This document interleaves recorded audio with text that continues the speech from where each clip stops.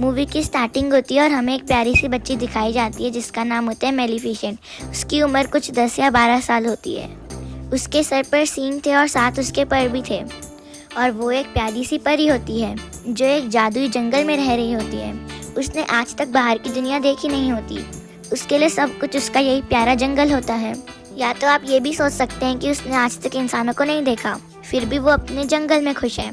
उस जंगल में इंसानों के अलावा बाकी सारे क्रिएचर्स थे और बहुत अजीब अजीब जानवर भी थे। एक दिन मेलिफिसेंट जंगल में कहीं जा रही होती है तो उसे एक छोटा सा लड़का दिखाई देता है जो कि उसी की एज का था। मेलिफिसेंट उससे पूछती है कि तुम कौन हो और यहाँ क्या कर रहे हो।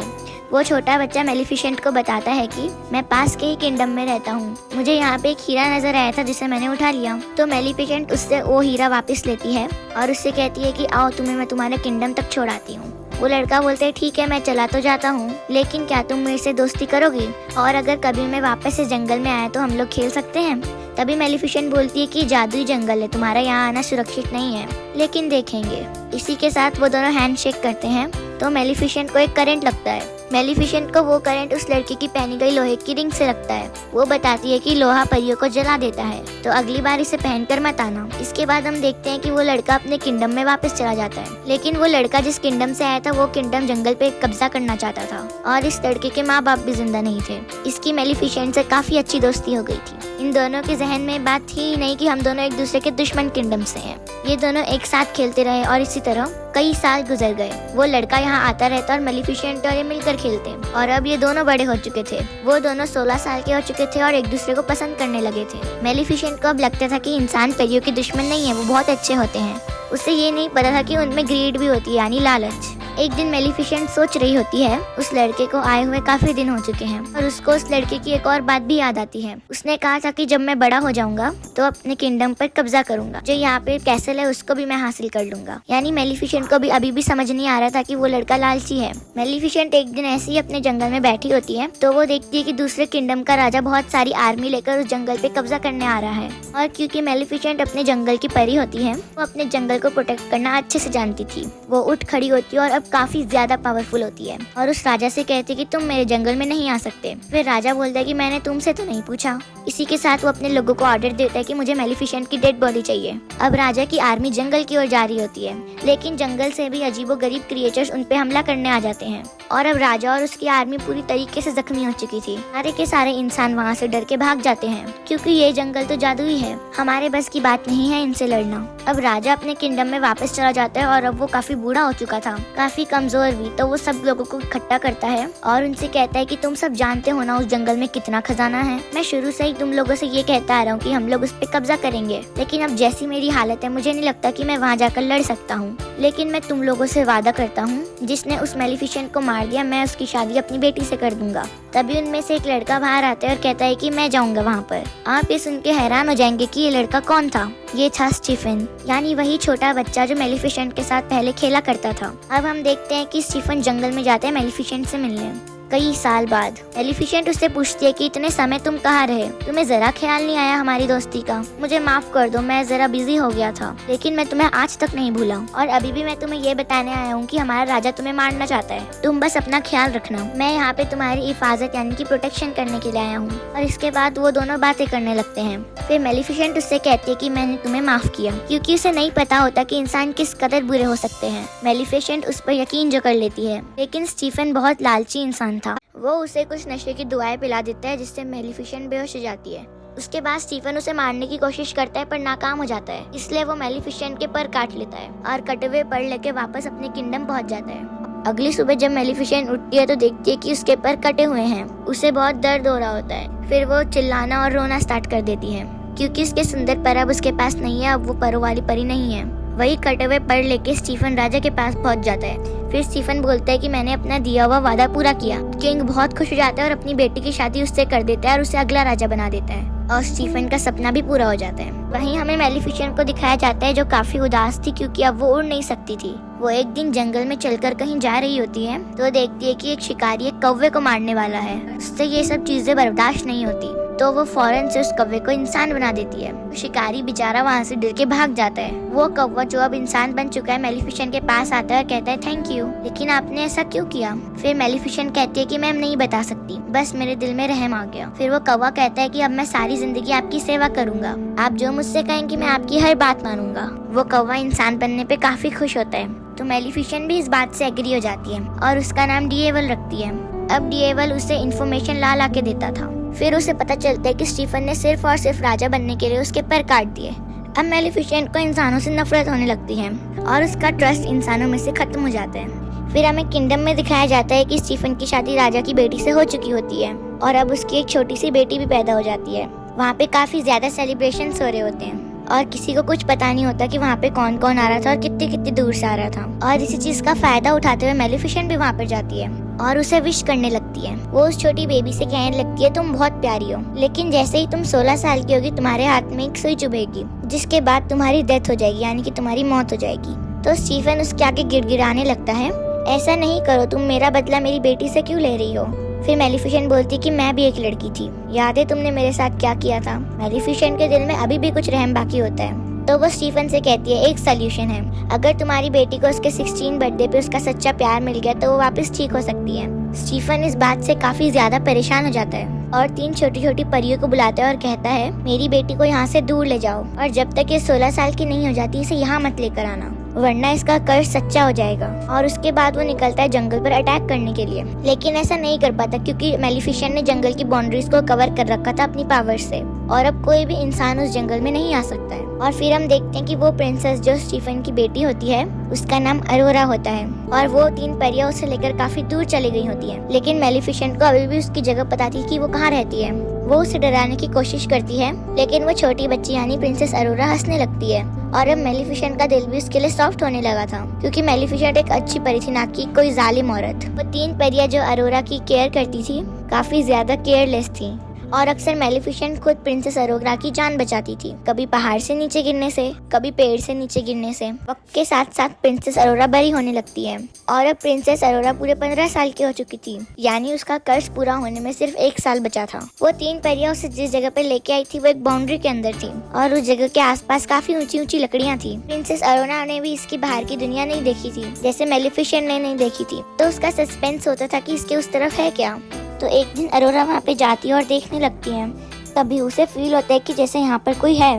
वो आवाज देने लगती है, कोई है तो सामने आओ, मुझे बहुत से क्वेश्चंस पूछने हैं। मेलिफिसेंट होती है वहाँ पर, उससे रहा नहीं जाता और वो प्रिंसेस अरोरा के सामने आ जाती है। प्रिंसेस अरोरा उसे देख के चिल्लाने लगती है और बोलती है आप तो वही हैं जो बचपन से मेरा ख्याल रखती हैं, पर कभी भी मेरे सामने क्यों नहीं आई? आप तो मेरी फेरी गॉड मदर हैं, मैं आपको पहचानती हूँ और जो आपके साथ कौवा है मुझे वो भी बहुत अच्छा लगता है। मेलिफिसेंट को उस जवाब की बिल्कुल उम्मीद नहीं होती, तो वो भी अंदर अंदर से खुश हो जाती है क्योंकि मैंने आपको बताया ना वो बहुत अच्छी परी थी। वो अरोरा से प्यार करने लगती है और अब वो नहीं चाहती थी कि मैंने जो उसे कर्ज दिया वो उसे कभी भी लगे। उन दोनों में काफी दोस्ती हो गई थी और बिल्कुल वो माँ बेटी की तरह एक साथ रहती थी, खेलती थी और बातें करती थी। एक दिन जब प्रिंसेस अरोरा सो रही होती है तो मेलिफिसेंट अपनी सारी पावर यूज करके वो कर्ज वापस लेने की कोशिश करती है, लेकिन उसे पता चलता है कि इतने साल पहले दिया कर्ज अब खत्म नहीं हो सकता, स्पेशली जब उसका कंप्लीट होने का टाइम हो।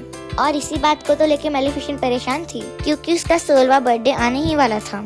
तो वो ये दुआ करती है कि उसे जल्दी उसका सच्चा प्यार मिल जाए ताकि उसका एक कर्ज रिवर्स हो जाए। उसके बाद हम देखते हैं कि सुबह हो जाती है। जंगल में प्रिंसेस अरोरा और मेलिफिसेंट बातें कर रहे होते हैं। प्रिंसेस अरोरा मेलिफिसेंट से बोलती है कि आपके पर कहाँ गए? सारी परियों के पर होते हैं। मेलिफिसेंट बोलती है कि मेरे भी पर हुआ करते थे, लेकिन किसी इंसान ने उनको मेरे से छीन लिया। मैं उनके साथ बहुत खुश थी, मैं आसमान में बहुत ऊंचा उड़ा करती थी और मुझे वो काफी याद भी आते हैं। इसी के साथ मेलिफिसेंट रोने वाली हो जाती है, तो प्रिंसेस अरोरा उसको चुप कराती है कि आप परेशान ना हो, मेरा कल 16th बर्थडे है और देखिएगा कि मैं कल उन 3 परियों से इजाजत लेके आपके पास आ जाऊंगी। आप अकेली नहीं है, मैं आपके साथ हूँ। लेकिन मेलिफिसेंट जानती थी कि ऐसा पॉसिबल नहीं हो सकता जब तक कि अरोरा को उसका सच्चा प्यार नहीं मिल जाता, और एक दिन में तो ऐसा हो नहीं सकता था। प्रिंसेस अरोरा अपने घर जा रही होती है तो उसे रास्ते में एक लड़का दिखाई देता है जो कि काफी प्यारा था और उसी के जितना था। वो दोनों जैसे ही एक दूसरे की ओर देखते हैं तो एक दूसरे को पसंद करने लगते हैं। खैर उसके बाद प्रिंसेस अरोरा अपने घर चले जाती है और उन तीनों परियों से बोलती है कि मैं अब यहाँ से जाना चाहती हूँ। मैं इस घर से दूर मेलिफिसेंट के पास जाना चाहती हूँ। तो परियों को लगता है कि शायद उसे इस बात का पता चल गया कि उसके पेरेंट्स अभी भी जिंदा हैं और अरोरा किंगडम जाना चाहती है। वो तीनों परियां उसे सारा कुछ सच बता देती हैं कि क्या क्या हुआ, और मेलिफिसेंट एक ईवल फेयरी है जो तुम्हारी जान लेना चाहती है। और ये सुनकर प्रिंसेस अरोरा को अपने कानों में यकीन नहीं आता। वो काफी उदास होकर मेलिफिसेंट के पास जाती है और पूछती है कि जो मेरे को उन तीनों परियों ने बताया वो सब सच है। फिर मेलिफिसेंट उसे प्यार से बोलती है कि हाँ वो सब सच है, मैंने तुम्हें कर्ज दिया था लेकिन अब मेरा दिल बदल चुका है। मैंने सिर्फ तुम्हारे फादर की वजह से ऐसा किया। मैं भी अब नहीं चाहती कि तुम मर जाओ, मैं तुमसे बहुत प्यार करती हूँ। लेकिन प्रिंसेस अरोरा काफी हर्ट होती है और वहाँ से चली जाती है। वो सीधा उस किंगडम की तरफ भागती है और जाके अपने फादर यानी कि स्टीफन के गले लग जाती है और कहती है कि डैड, मैंने आप लोगों को बहुत मिस किया। मुझे लगता था कि शायद मैं अकेली हूँ। उसके डैड को बहुत गुस्सा आता है उन 3 परियों पर। वो कहते हैं कि जब मैंने कहा था अरोरा को उसके 16 बर्थडे के बाद लेकर आना है, तो तुम लोग सब जानते हुए भी उसे एक दिन पहले क्यों ले आए जब कर्ज पूरा होने ही वाला है। वो अपने लोगों को ऑर्डर देते हैं कि इसे वापस छोड़ाओ या इसे एक कमरे में बंद कर दो जहाँ इसके आसपास कुछ भी ना पड़ा हो और ना कोई उस कमरे में जाए। लेकिन वो राजा कर्ज को रोक थोड़ी सकता था। जैसे ही प्रिंसेस अरोरा का 16 बर्थडे आता है तो कर्ज के असर में प्रिंसेस अरोरा खुद ब खुद उस जगह पे चली जाती है जहाँ पर स्पिनिंग व्हील्स पड़े होते हैं और उन पर सुइयां लगी होती हैं। वो कर्ज की वजह से उस सुई को अपने आप ही टच कर लेती है और फिर बेहोश हो जाती है, एक गहरी नींद में चले जाती है। फिर राजा बहुत परेशान हो जाता है क्योंकि अब उसकी बेटी गहरी नींद में जा चुकी थी और कभी भी उठने वाली नहीं थी। तब मेलिफिसेंट को भी काफी ज्यादा दुख हो रहा होता है। तब वो उस लड़के को बुलाती है जो उस रास्ते पे मिला था। उसे लगता है कि हो सकता है दोनों एक दूसरे को पसंद करने लगे हों और ये प्रिंसेस अरोरा को मिल जाए तो प्रिंसेस अरोरा जाग जाए। मेलिफिसेंट उस लड़के को लेके वहाँ पर जाती है जहाँ पर प्रिंसेस अरोरा सो रही होती है।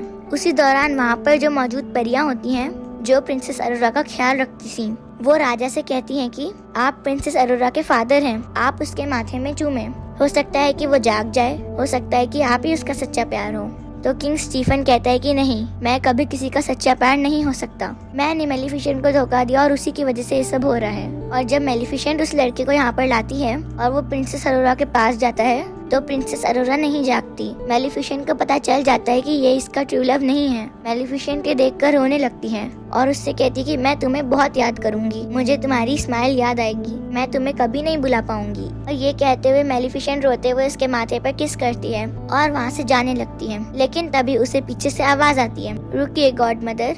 और ये आवाज प्रिंसेस अरोरा की होती है। जी हाँ, प्रिंसेस अरोरा का ट्रू लव, उसका सच्चा प्यार मेलिफिसेंट ही थी क्योंकि वो उसे दिल से प्यार करती थी। प्रिंसेस अरोरा मेलिफिसेंट से कहती है कि मैं आपके साथ जंगल में रहना चाहती हूँ। तो मेलिफिसेंट उसे अपने साथ लेकर जाने लगती है। तभी पीछे से स्टीफन के लोग उन पर जाल डाल देते हैं। वो लोहे का जाल था जो कि परियों को जला सकता था। मेलिफिसेंट यहाँ पर बहुत बेबस हो जाती है और अपने कौवे को ड्रैगन बना देती है।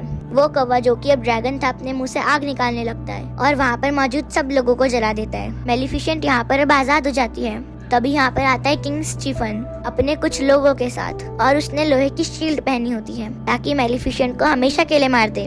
और दूसरी तरफ प्रिंसेस अरोरा को मेलिफिसेंट के वही पर दिख जाते हैं। वो पर मूव कर रहे होते हैं जैसे उन्हें भी पता चल गया हो कि उनकी मालकिन यहाँ पे है। प्रिंसेस अरोरा उन परों को आजाद कर देती है और वो खुद ब खुद मेलिफिसेंट के साथ जाकर लग जाते हैं। मेलिफिसेंट दोबारा से उड़ने लगती है और स्टीफन को अपने साथ उड़ा लेती है, लेकिन उसे बिल्डिंग से नीचे नहीं गिराती। स्टीफन उस पर अटैक करने लगता है जिसकी वजह से वो दोनों ही बिल्डिंग से नीचे गिरने लगते हैं, यानी कैसल से। स्टीफन ने मेलिफिसेंट के पैरों को पकड़ा होता है ताकि वो उड़ ना सके, लेकिन जैसे ही वो लोग जमीन पर गिरने वाले होते हैं मेलिफिसेंट अपने पैर खोल लेती है और उड़ जाती है।